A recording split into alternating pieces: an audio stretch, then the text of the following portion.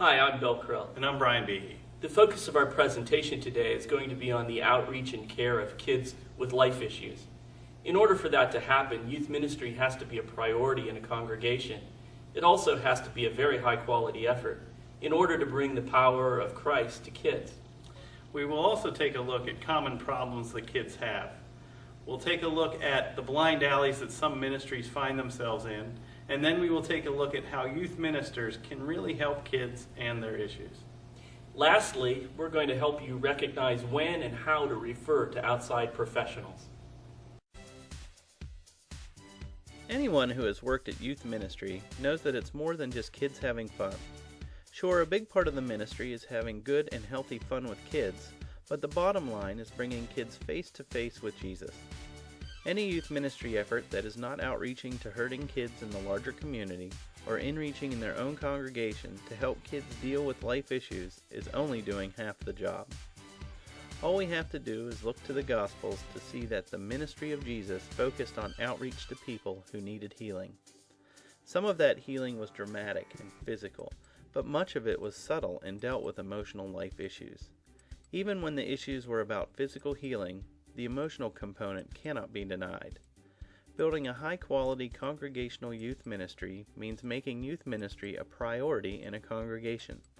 This means it has to be funded adequately, staffed with dedicated adults who are ready to engage consistently in ongoing education, and be fundamentally a relationally outreaching ministry approach.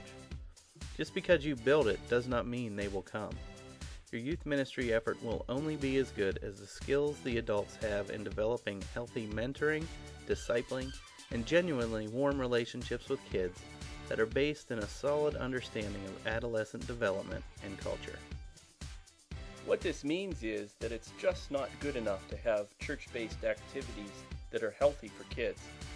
It means that youth ministry volunteers need specific training and professional youth ministers need ongoing education, as well as spiritual feeding like spiritual retreats. It means that volunteers need to be able to demonstrate deep respect for kids and interact with them in an adult manner, not as parent to child.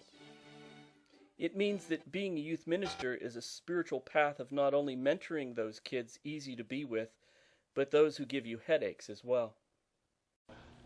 Every teen has life issues. We may not readily see them, but they're there.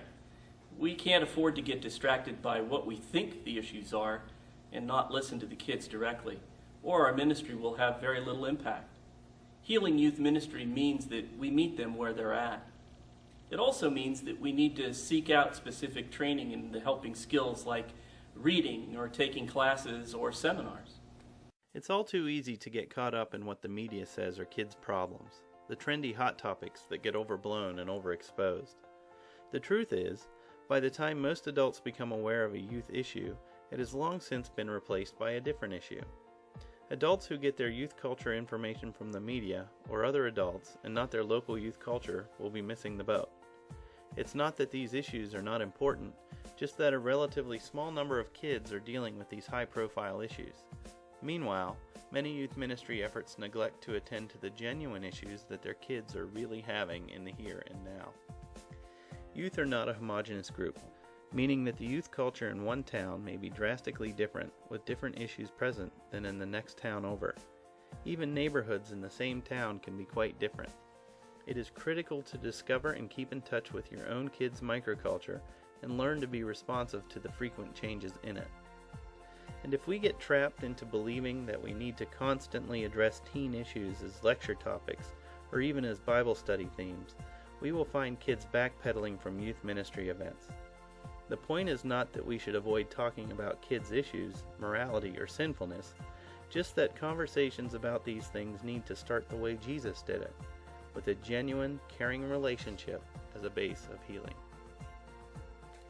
The real issues that hurting kids have usually fall between the cracks, especially in programs that focus on activities and high-profile teen issues. The real issues are things like intense academic pressures paired with the pressure of extracurricular activities.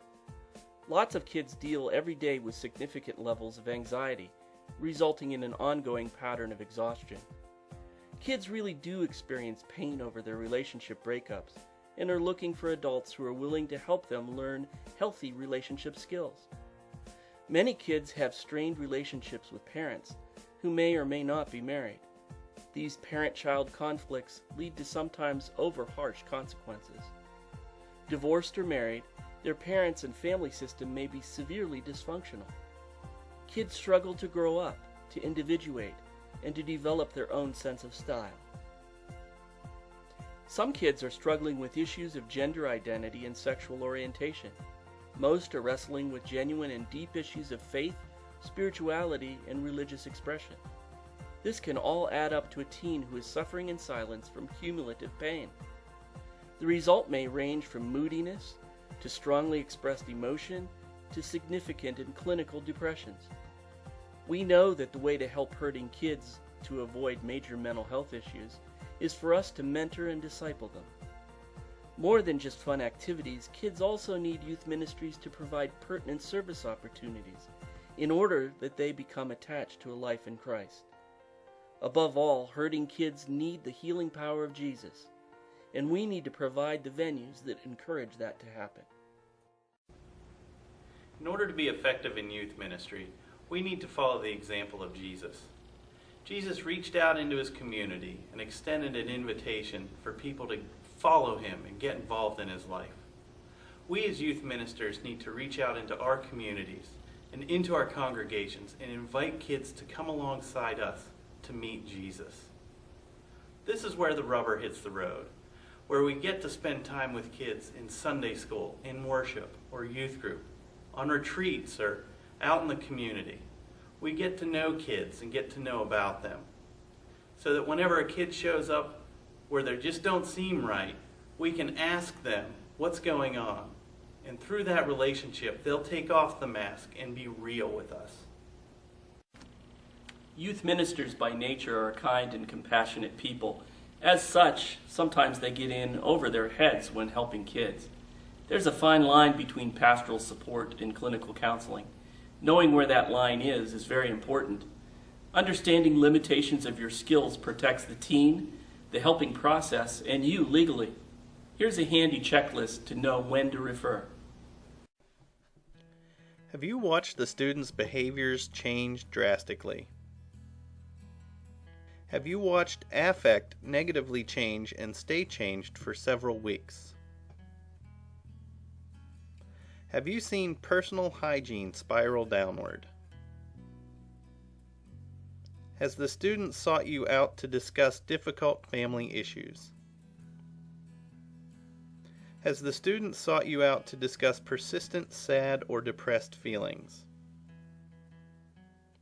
Have you noticed the student having lost or gained significant amounts of weight in a short period of time? Has the student been missing for some time from events and does not acknowledge your efforts to reach out to them through text, Facebook, or in person? Have other kids come to you to speak to you about their concern for the student? Has the student recently become very secretive? Have you noticed or suspected that the student may be intoxicated?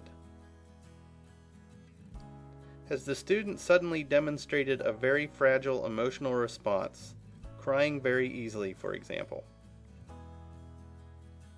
Has the student suddenly demonstrated coldness, lack of empathy, or lack of emotional expression? Has the student had bouts of rapidly escalating anger or rage that seems out of proportion to the situation? Have you noticed any self-conscious change of clothing style that covers up arms and legs in warm weather? If you ask about bruises or other injuries you see, does the explanation of them seem credible? Have you noticed the student making frequent trips to the restroom? Do you find yourself consistently waiting with the student for their ride for some time at the end of an event? Have you noticed that the student's formerly positive theological stance and practice have become jaded, pessimistic, or downright hostile? Do you have information that the student has been missing school? Are you aware of other people in the student's family that have had medical, legal, or economic problems? Are you feeling overprotective, parent-like, or over-involved with the student? Has the student spoken about or even hinted at an intention to harm someone or themselves? Has the student suddenly cut off long-time friendships?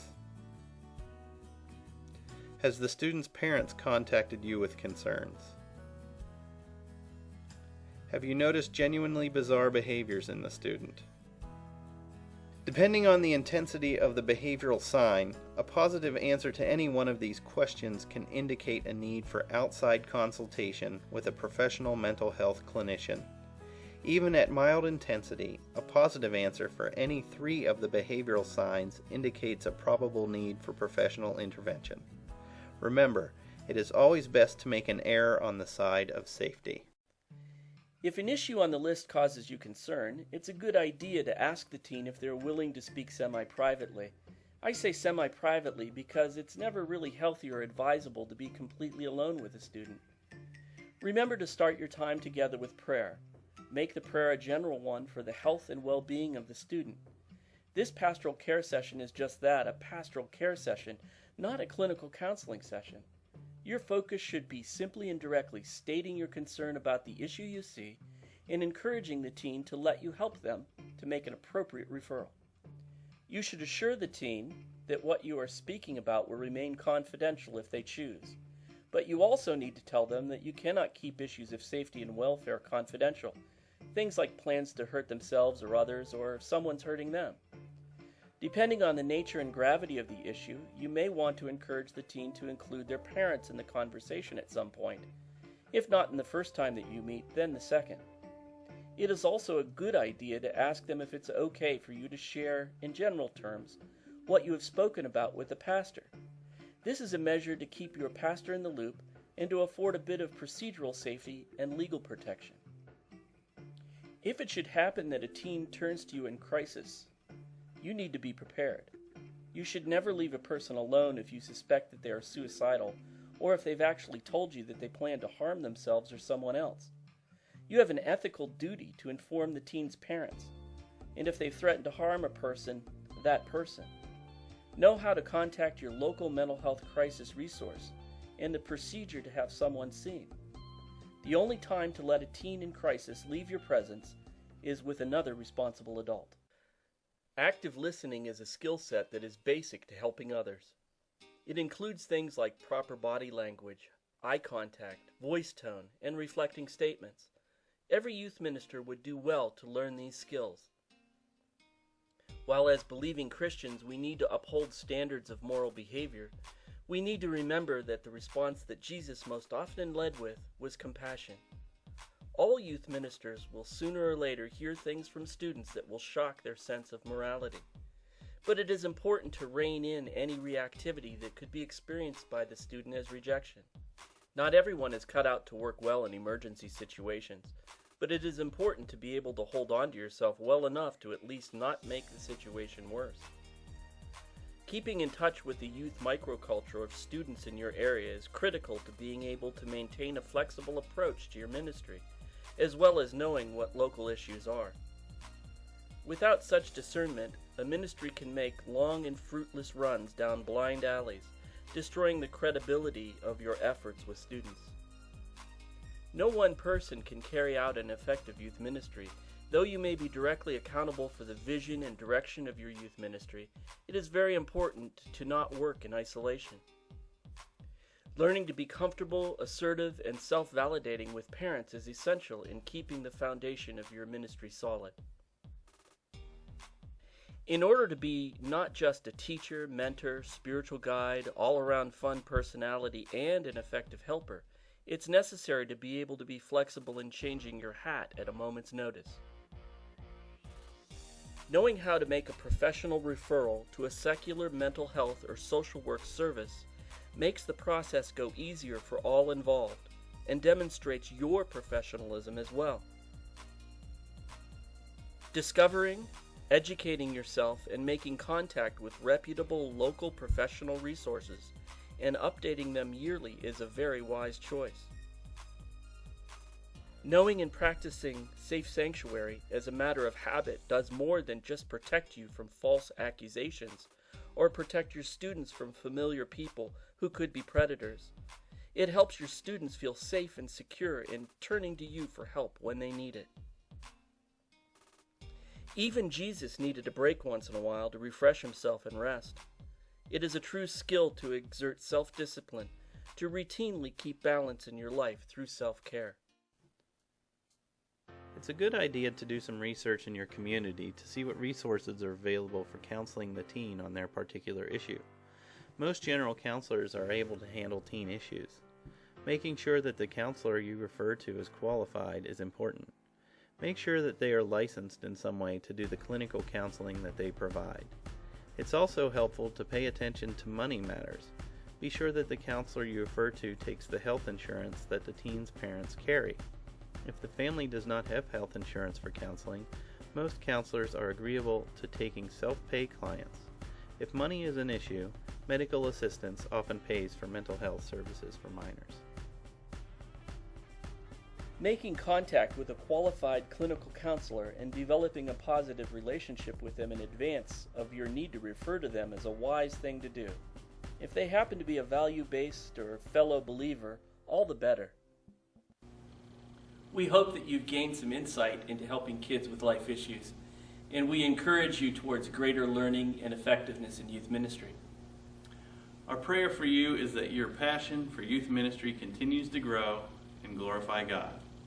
God bless.